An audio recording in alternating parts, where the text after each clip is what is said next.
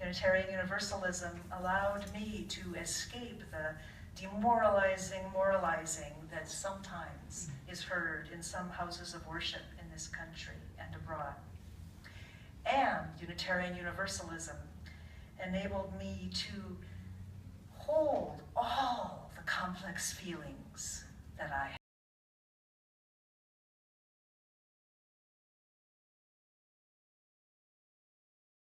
It's a place where you can have your own spiritual truth or continue searching for it and be in like company.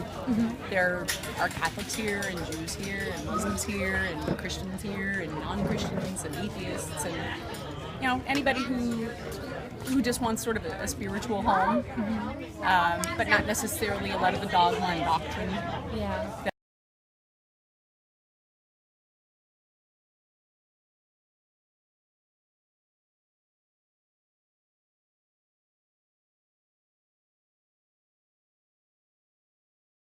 The dimensions that I've skimmed there, we maybe are the lightest on the mythical dimension. Many of our congregants, not all by any stretch, but probably more than half identify as atheist or humanist or agnostic. And so that group within the congregation tends to not appreciate myth in a Sunday service necessarily. So we're a little weak on myth, I guess I would say.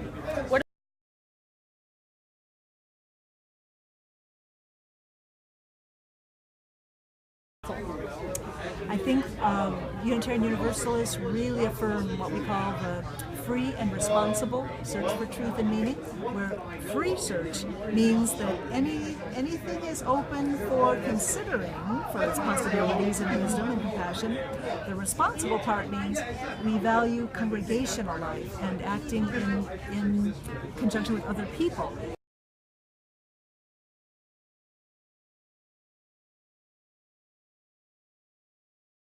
Unitarian Universalism is a non-creedal religious tradition, so we have no creed that binds us.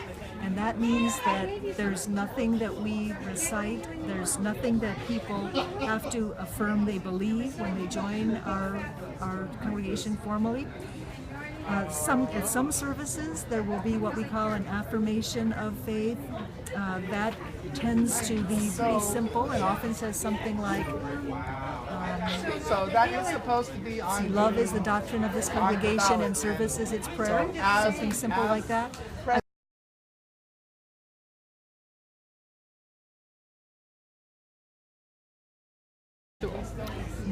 You witnessed one of our rituals this morning. Most services we light a flame in a chalice, and a chalice is a cup with a stem, so we'll have a candle, cup, the stem, and that ritual has been popular in Unitarian Universalist congregations probably for about the past 30 years or so.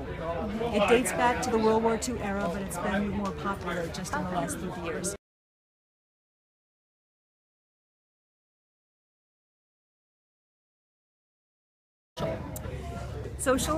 Socializing together is really important. We believe that the beloved community takes intentionality, and so just throwing a group of people together in a congregation or in a sanctuary doesn't automatically make the people care about each other, make us care about each other.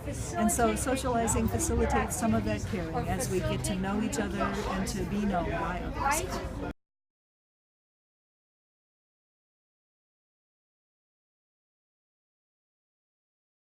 Material, so that's a dimension of religious life. So material, this congregation relies heavily on a concept of shared ministry, and so that means ministry shared by the clergy as well as lay people. And part of the lay people ministry and leadership is some of them constitute the board of trustees. They're elected to that position, and they run the congregation between annual meetings. So we have a board of trustees that meets monthly.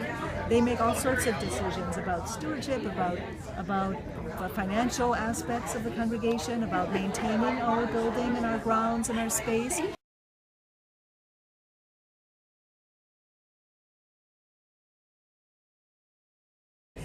We do not hold one common belief at all. And so I would say that the basic is that we affirm, we believe in the free and responsible search for truth and meaning. I think that's the core belief, free and responsible search for truth and meaning.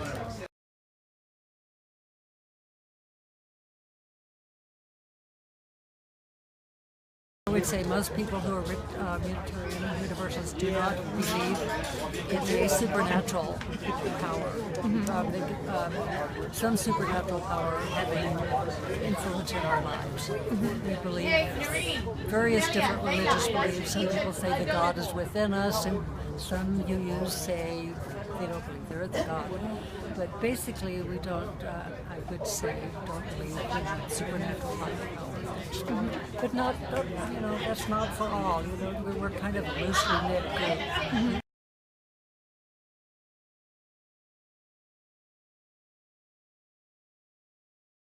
I really like it. There's a lot of diversity, and it's like you don't care about someone's color or gender or race or even religion, and it really doesn't matter, and we're all friends, and we all can get together and talk about things that are like complicated without anyone being offended, because we're all Unitarian Universalists, and that's what we're all here for. We're here to help understand, and it's kind of amazing because you can see someone wearing a cross actually religiously, and turn around and see someone who has a pentacle. They'll be friends with each other, and it's really amazing to just see all the diversity that goes on around us, because we're all Unitarian Universalists no matter what our side religion is.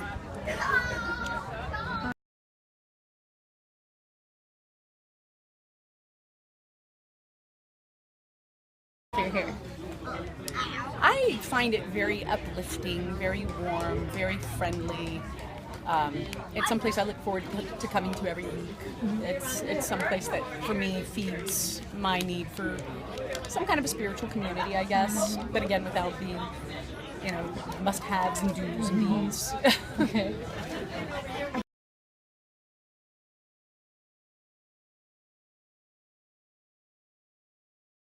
Program is the religious education program, and so they take all kinds of classes. The classes incorporate a bunch of stuff. As the kids get older, they start learning about their Judeo-Christian heritage.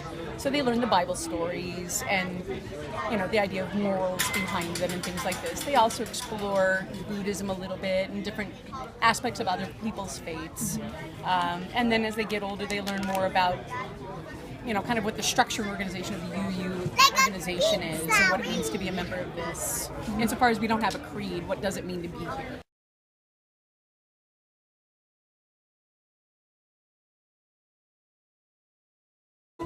Probably varies by the person. To me, the way I put my Unitarian Universalism is that it's about institutionalizing kindness. And so kindness is the value that I hold true and that I try to live in accordance with.